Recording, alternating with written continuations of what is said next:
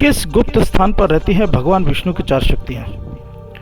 भगवान विष्णु के पास ब्रह्मांड की सबसे शक्तिशाली चार शक्तियां हैं: शंख, चक्र, पद्म और गदा।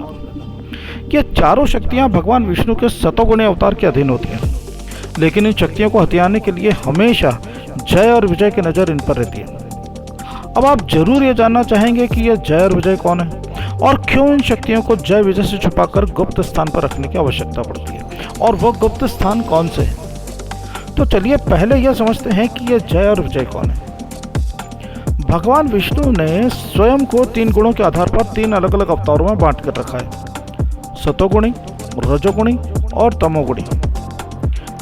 विष्णु के सतोगुणी अवतार सत्य हैं, जो नारायण कहलाते हैं, और उनके रजोगुणी अवतार जय हैं और तमोगुणी अवतार विजय हैं। हर युग में भगवान नारायण धरती पर अलग अलग अवतार लेते हैं। नारायण के चारों शक्तियां उनके जगत जननी के पास किसी गुप्त स्थान पर सुरक्षित रहती हैं।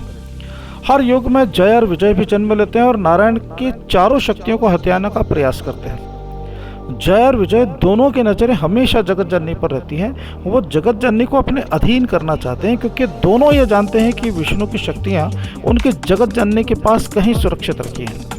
लेकिन जय विजय के तमाम कोशिशों के बावजूद हर युग में वो ऐसा करने में सफल नहीं हो पाते हैं और अंत में जीत हमेशा सत्य की होती है। सतयुग में नारायण ने वराह और नरसिंह के रूप में सतोगुणी अवतार लिया। वहीं जय ने हिरण्यकश्यप के रूप में रजोगुणी और विजय ने हिरण्याक्ष के रूप में तमोगुणी अवतार लिए। सतयुग में भगवान विष्णु की चारों शक्तियां भूमि देवी के पास सुरक्षित थे, जिन्हें हथियाने के उद्देश्य से हिरण्याक्ष भूमि देवी को हरण कर पाताल में ले गया। हिरण्याक्ष से भूमि देवी और अपनी चारों शक्तियों को छुड़ाने के लिए नारायण को वराह अवतार लेकर हिरण्याक्ष का वध करना पड़ा। त्रेता युग में नारायण ने श्री राम के रूप में सतोगुणी अवतार लिया। वहीं जय ने लंकापति रावण के रूप में रजोगुणी और विजय ने अहिरावण के रूप में तमोगुणी अवतार लिए। त्रेता युग में नारायण के चारों शक्तियां जगत जननी सीता के पास सुरक्षित थी। सीता से चारों शक्तियां छीनने के उद्देश्य से लंकापति रावण सीता को हरण कर अपने साथ लंका ले गया। रावण दुराचारी नहीं था। रावण के पास ब्रह्मा और शिव के दिए हुए अनेक दिव्यास्त्र थे, लेकिन रावण की नजर सीता के पास रखे उन चारों शक्तियों पर थी। वो सीता को अपने अधीन करके श्री राम की उन शक्तियों पर अपना आधिपत्य चाहता था।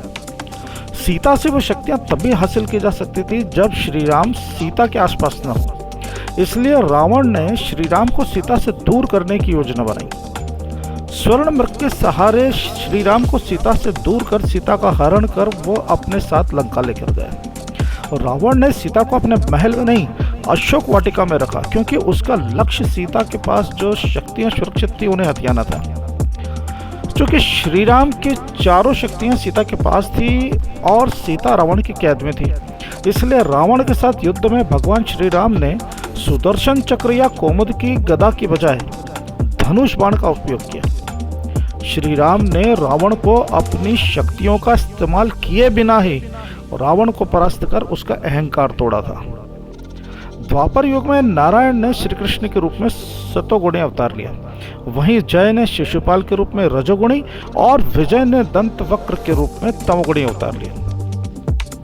द्वापर युग में विष्णु की चारों शक्तियां जगत जननी सत्यभामा के पास थी।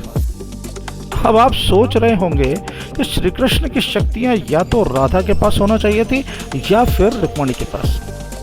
फिर ऐसी क्या वजह थी कि श्री कृष्ण की इतनी बड़ी चार शक्तियां सत्यभामा के पास थी? श्री कृष्ण ने अपने जीवन काल में 28 युद्ध लड़े, जिनमें से 2 मल्ल युद्ध थे। 2 युद्ध में रुक्मिणी उनके सारथी थी, जबकि महाभारत युद्ध में स्वयं श्री कृष्ण अर्जुन के सारथी थे। 23 ऐसे युद्ध थे जिसमें सत्यभामा श्री कृष्ण के सारथी थी और नारायणी सेना की वो सेना नायक भी थी। श्री कृष्ण 2 बार युद्ध में अचेत होकर मूर्छित होकर गिर पड़े थे।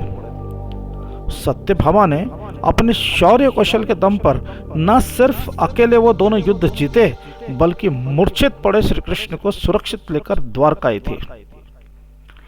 यही कारण था कि श्री कृष्ण अपनी चारों शक्तियां शंख, चक्र, पद्म और गदा सदैव सत्यभामा के पास रखते थे। क्या आपने कभी यह सोचा है कि जब अर्जुन और दुर्योधन भगवान श्री कृष्ण के पास युद्ध से पहले मदद मांगने गए तो श्री कृष्ण ने यह शर्त रखी थी कि एक तरफ सिर्फ वो अकेले और निहत्थे रहेंगे और दूसरी तरफ उनकी पूरी नारायणी सेना रहेगी। महाभारत का युद्ध कोई साधारण युद्ध तो था नहीं, फिर क्यों भगवान श्री कृष्ण महाभारत के युद्ध में हथियार नहीं उठाना चाहते थे? दरअसल महाभारत युद्ध में श्री कृष्ण के निहत्थे होने की एक खास वजह थी। जब श्री कृष्ण ने अर्जुन और दुर्योधन के सामने यह प्रस्ताव रखा कि एक तरफ मैं अकेला वो भी निहत्था और दूसरी तरफ मेरी नारायणी सेना रहेगी, तब दुर्योधन ने यही विचार किया था कि श्री कृष्ण निहत्था लड़ेगा और उसकी चारों शक्तियां नारायणी सेना के प्रमुख सत्यभामा के पास रहेंगी।